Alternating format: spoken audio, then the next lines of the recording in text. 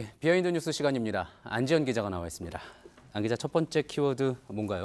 네, 첫 키워드는 말투와 표정까지입니다. 말투와 표정까지 음주 단속 관련된 이야기인 것 같군요. 네, 맞습니다. 현재 음주운전으로 곤혹스러운 상황에 놓인 민주평화당 이용주 의원의 얘기입니다. 예. 이 의원은 무리를 빚은 만큼 원내 수석 부대표 자리에서도 물러났고 당의 징계 절차도 앞두고 있지만 여론은 더욱 좋지 않은 상황입니다. 그런데 어제 이 의원이 한 이 해명 때문에 파장은 더욱 악화되고 여론은 더욱 악화되는 분위기인데요. 이 의원의 발언부터 한번 들어보시죠. 예.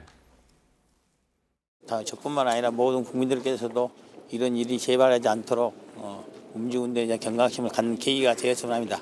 죄송합니다. 예. 윤창호법 서명하셨다는 지적 많이 나옵니다. 그러니까 음주운전은 이 의원 자신이 했는데 국민들께서도 경각심을 갖는 계기가 됐으면 좋겠다. 이 표현을 쓴 게 부적절했다는 지적이 나온 겁니다. 예. 그래서 온라인상에서는 유체이탈 화법 아니냐, 또 말투가 더 기분이 나쁘다. 이런 반응들이 나왔습니다.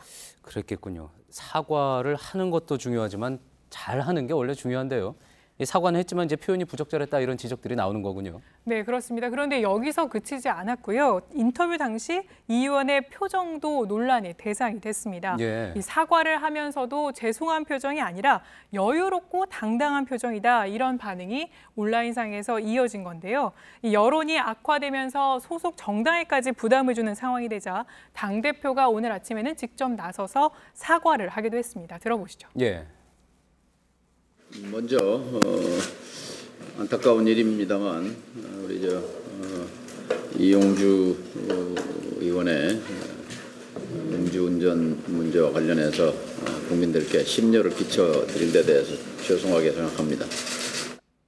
예, 그렇군요. 이 개인적인 처벌은 뭐 물론이지만 당대표가 사과하고 또 그리고 본인이 이제 뭐 당직을 사퇴하고 어찌 보면 뭐 당연한 변화겠지만 이 음주운전에 대해서 확실히 엄격해진 분위기 같습니다. 네, 맞습니다. 그 어느 때보다도 사회적 공분이 높은 시기이기도 한데요.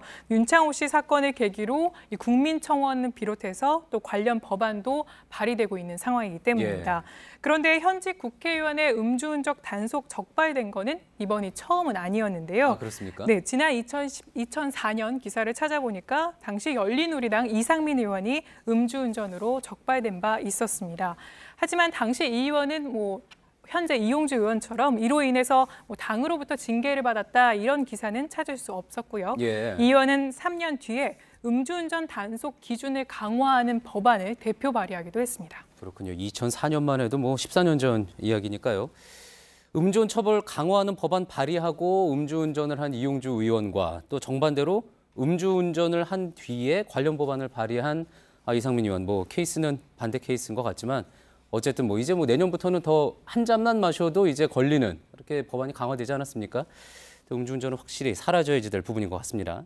다음 키워드 한번 볼까요? 네, 다음 키워드는 양심의 의미입니다. 예, 양심적 병역 거부자 이야기인 모양이군요. 네, 맞습니다. 오늘 정치권에서도 이 발언이 나왔는데요. 자유한국당 김진태 의원이 페이스북에 글을 올린 겁니다.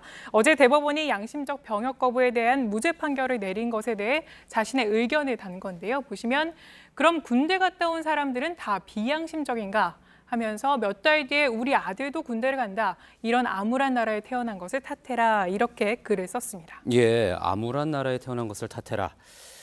자, 이 양심적 병역 거부라는 표현 때문에 또 논란이 더 많이 되는 것 같습니다. 그러니까 이제 양심 대 비양심 논쟁으로 좀 이렇게 비화되는 그런 모습도 있는 것 같아요. 네, 맞습니다. 그런데 일단 김 의원의 발언에 대해서 온라인상에서는 진짜 김 의원이 맞는 말을 했다. 이렇게 긍정적인 반응도 꽤 있었습니다. 예. 여기에 더해서 같은 당의 윤상현 의원도 비슷한 내용의 페이스북 글을 올렸는데요.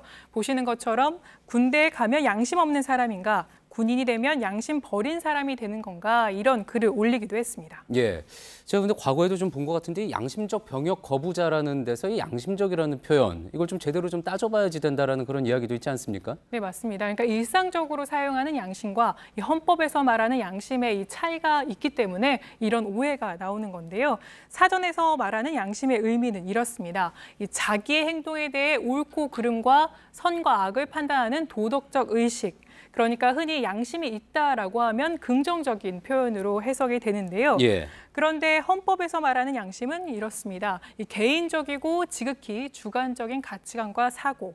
그러니까 헌법상에서 양심은 좋고 나쁜 것이 아니라 그냥 주관적인 가치관이나 신념을 뜻하는 겁니다. 예. 이런 일이 뭐 이번뿐만이 아닌 것 같습니다. 법적인 용어와 일상생활에서 사용하는 용어가 좀 뜻이 달라서 오해를 빚는 그런 경우인데, 자, 그런데 여기서 또 궁금한 거는 김진태 의원, 앞서 이제 문제를 제기한 김진태 의원은 법조인 출신 아닙니까? 이 양심적 법적인 용어에 대해서 뜻을 몰랐을 것 같지는 않은데요.